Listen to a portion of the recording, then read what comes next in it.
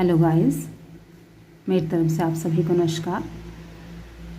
आज हम पढ़ेंगे प्रश्न अभ्यास, यानी वाक्य से संबंधित जो भी प्रश्न हैं उनको आज हम पढ़ेंगे। पिछले वीडियो में मैंने आपको वाक्य के प्रकार समझाए थे, तो उसके भेद, उसके अंग आपको बताए थे।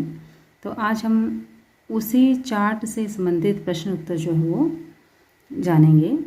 तो हमारा पहला प्रश्न है, सार्थक शब्दों का व्यवस्थित क्रम क्या कहलाता है।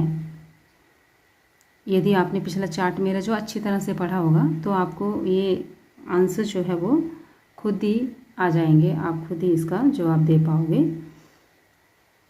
तो पहला प्रश्न है, सार्थक शब्दों का व्यवस्थित क्रम क्या कहलाता है। तो क्या कहलाता है, वाक्य कि ऐसे शब्द जो सार्थक हों, यानी जिनका अर्थ हो और उनको व्यवस्थित क्रम से रखा जाए तो क्या कहलाएगा वो वाक्य। दूसरा प्रश्न है, वाक्य के कितने अंग हैं। तो वाक्य के कितने अंग हैं, 2 अंग हैं। कौन कौन से, उद्देश्य और विधेय। वाक्य के 2 अंग जो हैं वो मैंने आपको पिछले वीडियो में समझाए हैं, कौन कौन से हैं, उद्देश्य और विधेय। उसके तीसरा प्रश्न है, वाक्य को कितने आधारों पर बांटा जाता है। कितने आधारों पर बांटा गया है, 2 आधार पर वाक्य का बांटा गया है। जैसे पहला है अर्थ के आधार पर और दूसरा है संरचना के आधार पर। फिर अगला प्रश्न है, संरचना के आधार पर वाक्य के कितने भेद हैं। अब संरचना के आधार पर वाक्य के 3 भेद हैं। कौन कौन से, सरल वाक्य, संयुक्त वाक्य और मिश्र वाक्य। अब इसको ऐसे पूछ लेते हैं कि रचना के आधार पर वाक्य के कितने भेद हैं। चाहे रचना पूछे चाहे संरचना पूछे, एक ही बात है। इसके कितने भेद हैं, 3, सरल वाक्य, संयुक्त वाक्य और मिश्र वाक्य। अगला प्रश्न है, अर्थ के आधार पर वाक्य के कितने भेद हैं। तो अर्थ के आधार पर कितने भेद हैं, 8 भेद मैंने पिछले वीडियो में आपको बताए हैं। कौन कौन से हैं, विधानवाचक वाक्य, निषेधवाचक वाक्य, आज्ञावाचक वाक्य, प्रश्नवाचक वाक्य, विस्मयादि बोधक वाक्य, इच्छा बोधक वाक्य, संदेह बोधक वाक्य और संकेत वाचक वाक्य। ये हैं 8 भेद अर्थ के आधार पर।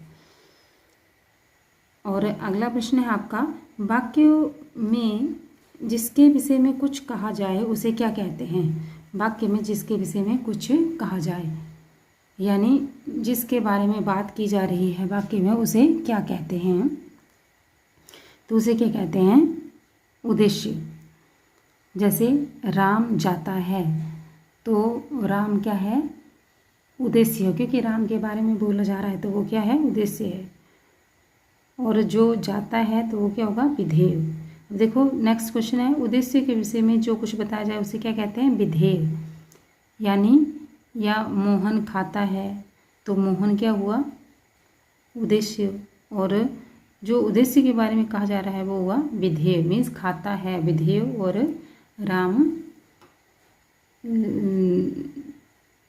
राम जो उद्देश्य हुआ और खाता है क्या हुआ, विधेय हुआ। इसी तरह से अगला प्रश्न है आपका, वाक्य में काम करने वाले को क्या कहते हैं। क्या कहते हैं, कर्ता। जैसे राम जाता है, ठीक है, तो राम क्या हुआ आपका, कर्ता। और कर्ता ही क्या है, उद्देश्य है। जो कर्ता होगा ना वाक्य में वही आपका उद्देश्य है। और बाकी जो बचा मीन जाता है उसका कर्म है, लेकिन जो आगे शेष जो बचता है वाक्य का पार्ट वो आपका विधेय होगा। ठीक है। अगला है, यानी कर्ता उसको कहते हैं जो काम करने वाला हो उसको कर्ता कहते हैं, और जो वाक्य में कर्ता होगा वही उद्देश्य होगा, और बाकी जो कर्ता के विषय में कहा जाएगा वो विधेय होगा। अगला है प्रश्न नंबर 9 है आपका, जिस वाक्य में एक ही उद्देश्य और एक ही विधेय हो उसे क्या कहते हैं। जिस वाक्य में एक ही उद्देश्य और एक ही विधेय हो उसे कहते हैं सरल वाक्य। बिल्कुल सिंपल सेंटेंस जो होगा सरल वाक्य कहेंगे उसे हम। जैसे मोहन बाजार गया, धोबी कपड़े धोता है, पक्षी दाना चुग रहे हैं, है ना, ये है सरल वाक्य। अगला है प्रश्न नंबर 10 है आपका, तुम कौन हो कैसा वाक्य है। अभी कैसा है, तुम कौन हो, ये प्रश्न पूछा ना, तो ये कौन सा वाक्य है, प्रश्नवाचक वाक्य है। ठीक है, कौन सा ये प्रश्नवाचक वाक्य है जिसमें प्रश्न पूछा गया है। तुम कौन हो, ये प्रश्न पूछा गया है, तो कैसा ये प्रश्नवाचक वाक्य है। तो आप लोगों ने ये प्रश्न जो है ये अच्छी तरह से पढ़ लेने हैं, ताकि आपको वाक्य से संबंधित कोई भी जो है वो दिक्कत ना आए।